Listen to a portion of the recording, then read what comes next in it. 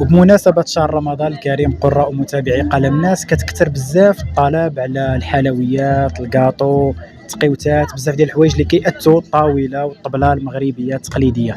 اليوم معنا وحدة من الصناع التقليديين ديال هاد الحلوى. السلام عليكم، عرفينا بك بداية. بمناسبة رمضان إن شاء الله وجدنا لكم حليوات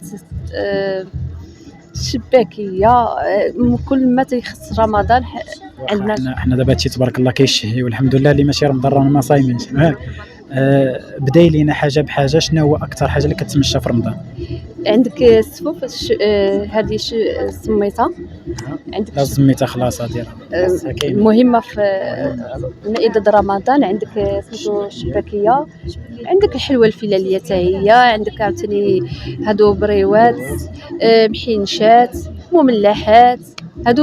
هادو تيتمشاو بزاف في رمضان. هادو الاكثر طلبا في هذا الشهر المبارك وكيكونوا في الطاولات اي مغربي. ما يمكنش.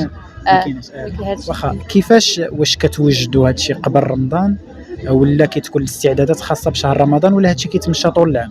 لا بخصوص عندك هادشي ديال مائدة سميتو داكشي في رمضان باش تيكون زعما فهمتي. كاينين دابا عائلات يعني خدامين وهذا، يعني حنا تنوفروا لهم هذاكشي متناول كلشي. اللي ما كيقدروش انهم يوجدوا هادشي يوجدوا في الدار. المهم تتكوني انت هوايه وحب للحاجه وتجاره وفيها كلشي.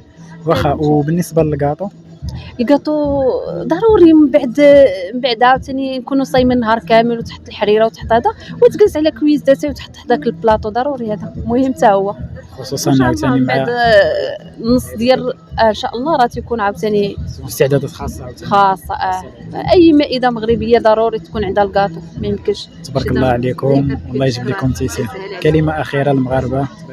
تنقول لهم رمضان كريم، الصحه والسلامه وراحه البال والرزق الوافر ان شاء الله، صيام مقبول ويكون دائما ناسنا وحبابنا يكونوا على خير وبخير.